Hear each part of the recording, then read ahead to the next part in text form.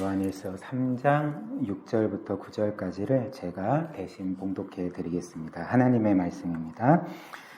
그 안에 거하는 자마다 범죄하지 아니하나니 범죄하는 자마다 그를 보지도 못하였고 그를 알지도 못하였느니라. 자녀들아, 아무도 너희를 미혹하지 못하게 하라.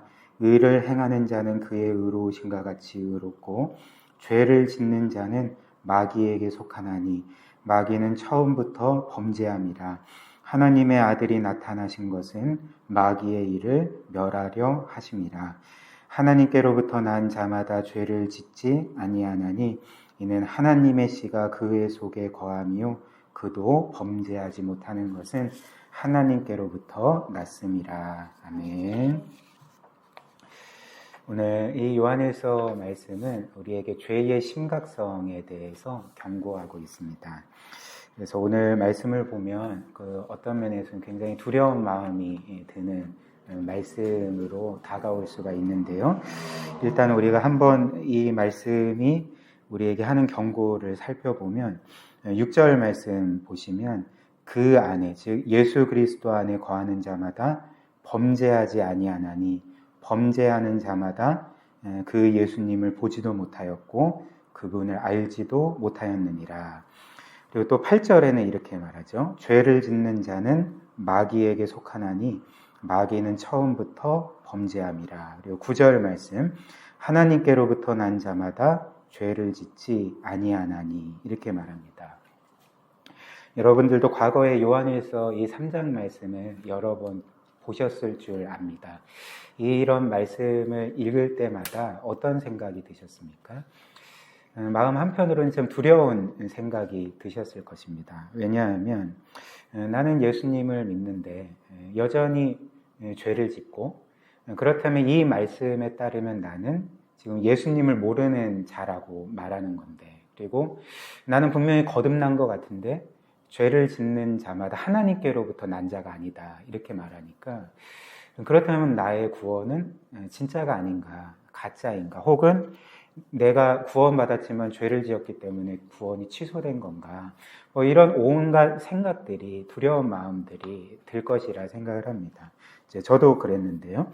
그리고 우리는 이런 말씀을 또 들을 때마다 두려운 마음뿐만 아니라 굉장히 혼란스러운 마음에 빠지게 될 것입니다. 왜냐하면 우리가 성경의 다른 말씀들을 보면 우리의 구원은 하나님의 전적인 은혜로 우리가 예수 그리스도를 믿음으로써 받는다 이렇게 말하지 않습니까?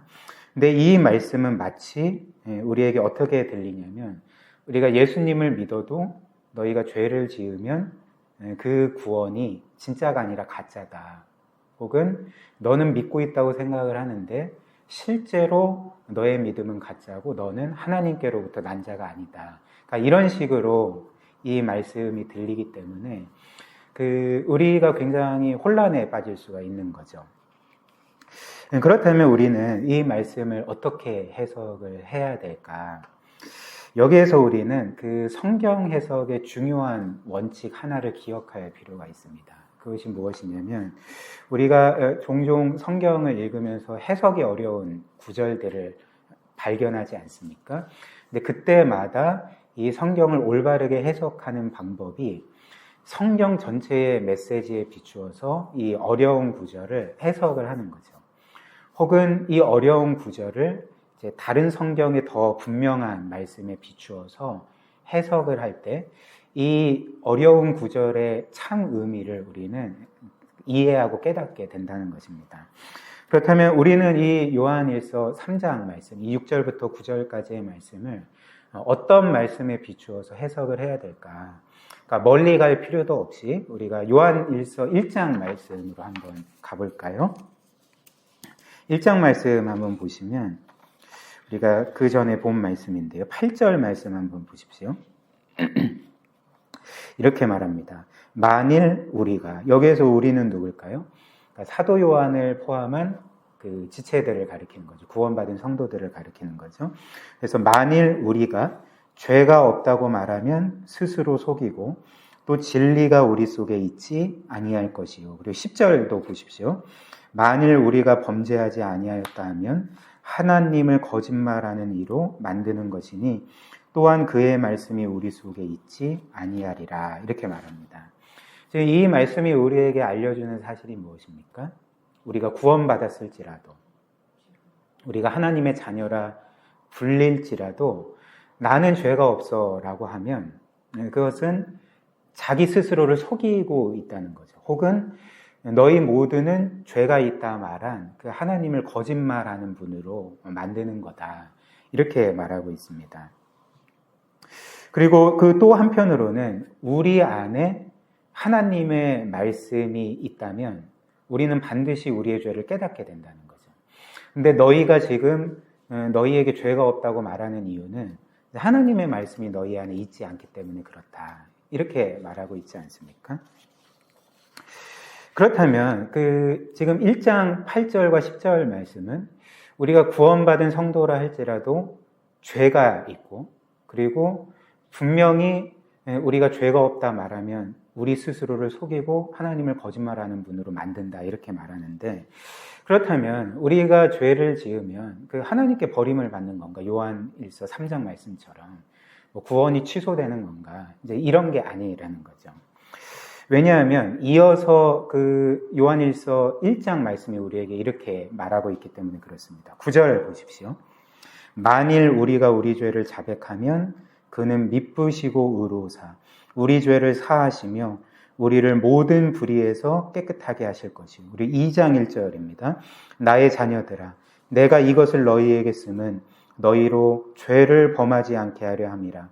만일 누가 죄를 범하여도 아버지 앞에서 우리에게 대언자가 있으니 곧 의로우신 예수 그리스도시라.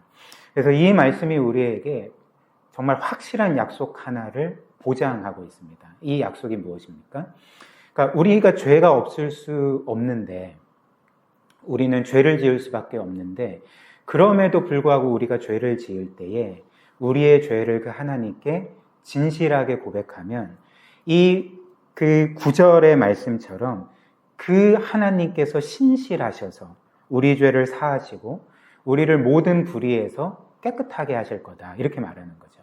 그리고 우리가 죄를 지을지라도 성부 하나님 앞에서 우리를 대언하는 분이 계시는데, 우리를 변호하시는 분이 계시는데, 그분이 바로 우리의 구원자 예수 그리스도이시라는 거죠.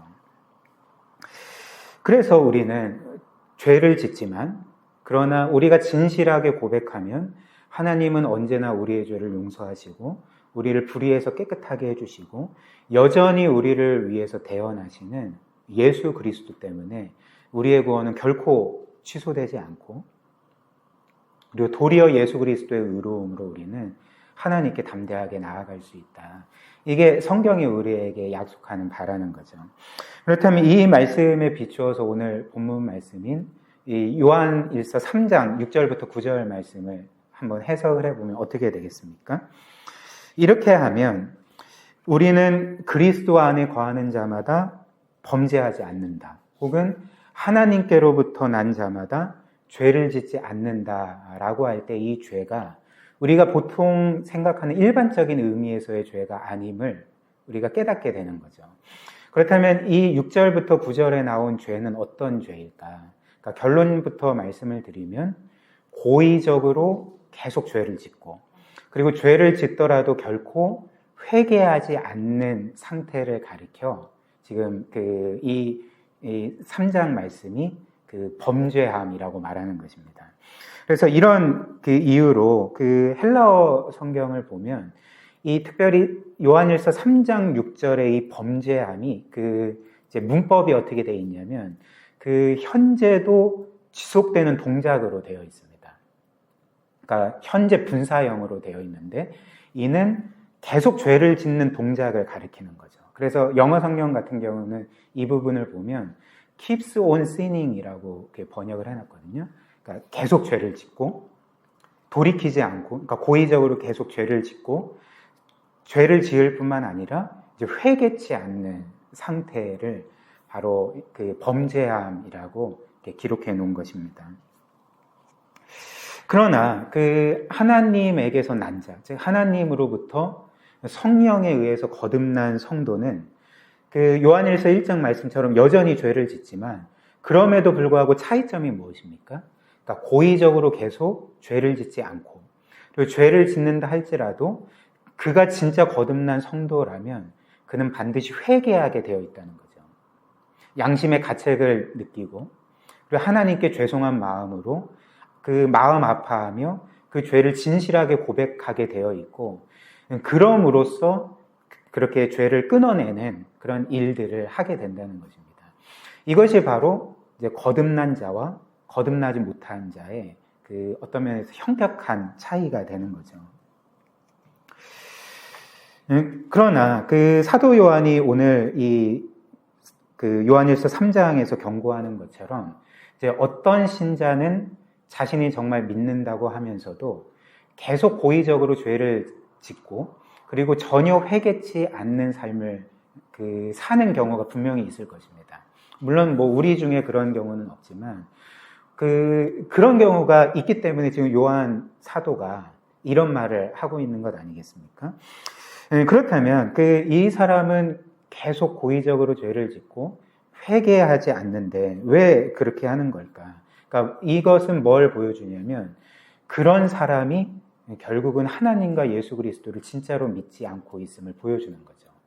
그가 거듭났다고 말하지만 그러나 그가 단 한 번도 거듭난 적이 없고 그 안에 이런 거듭난 생명, 하나님의 생명이 심겨진 적이 단 한 번도 없었음을 그의 지금 고의적으로 죄를 짓고 회개치 않은 행동을 통해서 보여주는 거죠.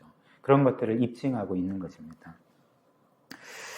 그렇다면 오늘 본문 말씀처럼 이런 자들과는 달리 하나님에게서 거듭난 자, 하나님에게서부터 난 자는 이제 죄를 짓지 않는다. 즉 계속적으로 고의적으로 죄를 짓지 않는다. 죄를 지어도 회개한다.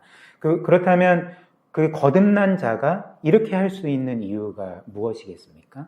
그러니까 답은 간단하죠. 그러니까 그 안에 거듭난 생명이 있기 때문에 그 안에 성령으로 말미암는 하나님의 생명이 심겨졌기 때문에 그 생명으로 인해서 여전히 연약한 가운데 죄를 지을지라도 그 죄를 끊을 순간이 있고 회개할 순간이 있고 하나님께로 돌이킬 순간이 있게 된다는 겁니다. 그리고 그 죄와 싸우게 되는 거죠. 바로 이 하나님의 생명이 그런 일을 우리로 하여금 행하게 만든다는 것입니다. 그래서 9절 말씀이 이렇게 말합니다. 요한일서 3장 9절 말씀 한번 보십시오. 하나님께로부터 난 자마다 죄를 짓지 아니하나니 그 이유를 뭐라고 밝힙니까? 이는 하나님의 씨가 그의 속에 거함이요 그도 범죄하지 못하는 것은 하나님께로부터 났기 때문에 그렇다. 거듭났기 때문에 그렇다. 이렇게 말하는 거죠. 이 말씀에서 말한 이 하나님의 씨라는 것, 우리 안에 심겨진 하나님의 씨라는 것은 하나님께서 성령으로 우리를 거듭나게 하실 때 우리의 영혼에 심어주신 그 하나님의 생명의 원리, 그 새로운 생명의 원리를 가리키는 것입니다. 그래서 이것이 거듭난 모든 성도들에게 있기 때문에 그는 고의적으로 계속 죄를 짓지 아니하고 죄를 지어도 끊임없이 회개하고 죄와 싸우게 되는 거죠. 또한 우리가 이 말씀처럼 하나님의 씨 혹은 하나님의 생명이 우리 안에 있다는 것을 기억할 때 우리가 확신할 수 있는 한 가지 사실이 있지 않겠습니까? 그것이 무엇일까요? 그러니까 우리 안에 심겨진 하나님의 씨는 반드시 자라게 되어 있다는 거죠. 우리 안에 심겨진 하나님의 생명은 반드시 성장하게 되어 있고 우리 또한 그 생명과 더불어 영적으로 성장하게 됨을 우리가 확신할 수 있게 되는 것입니다. 예를 들어 설명을 해드리면 만약 우리가 코스모스나 또 여러 종류의 꽃들이 있지 않습니까? 그래서 그 꽃의 씨앗을 땅에 심을 때 보도블록 아래에다가 그 꽃의 씨앗을 심는다고 해봅시다. 그렇다면 결국 그 씨앗은 어떻게 되겠습니까? 그러니까 그 보도블록에 막혀서 결국 자라지도 못한 채 죽어버릴 것입니다. 그런데 우리가 이제 씨앗을 심는데 그게 꽃의 씨앗이 아니라 소나무 씨앗을 보도블록 아래에 심는다고 해봅시다. 그럼 어떻게 될까요? 그러니까 결국 그 씨앗이 소나무로 자라면서 그 보도 블록을 깨고 뚫고 나오게 될 것입니다. 그래서 결국 시간이 지나면 아름드리 나무로 자라게 되는 거죠. 그래서 우리가 보통 산에 가면 우리나라는 소나무 많잖아요. 근데 이렇게 보면 바위 틈에서 바위를 뚫고 그렇게 아름드리 자란 소나무들을 많이 보게 되지 않습니까? 그렇다면 그 코스모스 씨앗은 죽어버리고 소나무의 씨앗은 그것을 뚫고 아름드리 나무로 자라는 까닭이 무엇이겠습니까? 그 씨앗 자체가, 소나무의 씨앗 자체가 뭐 코스모스나 다른 여러 꽃의 씨앗보다 훨씬 더 강한 생명력이 있기 때문에 그런 거죠. 그렇다면 하나님께서 우리 안에 하나님의 씨앗을 심어주셨다고 할 때 그 얼마나 이 씨의 생명력이 강하겠습니까? 특별히 이건 하나님의 생명이지 않습니까? 그러니까 이 강력한 능력으로 결국 그 씨앗이 자라게 될 것이고, 그러니까 하나님의 생명이 성장하게 될 것이고, 우리 또한 그 생명과 더불어 영적으로 성장해 가게 됨을 우리가 확신할 수가 있는 거죠. 우리는 신앙생활을 하면서 종종 이런 생각을 할 때가 있는 것 같습니다. 이건 뭐 저도 마찬가지인데요. 이렇게 신앙생활을 오래 했지만 내가 과연 영적으로 자라고 있는 건가? 정말 영적인 성장이라는 것이 나의 삶에 있는 건가? 그러니까 이런 생각을 종종 할 때가 있는 것 같습니다. 여러분들은 어떠십니까? 여러분들은 영적으로 자라고 있는 것 같습니까? 그런 생각을 하십니까? 아니면 영적 성장이라는 게 과연 있을까? 이런 생각을 하십니까? 그러나 오늘 본문 말씀이 우리에게 알려주는 바는 우리가 미처 감각하지 못할지라도 정말 영적인 성장이 나의 삶 가운데 이루어지고 있나? 이런 의구심을 갖는다 할지라도 이 하나님의 씨앗은 계속적으로 자라고 있다는 것입니다.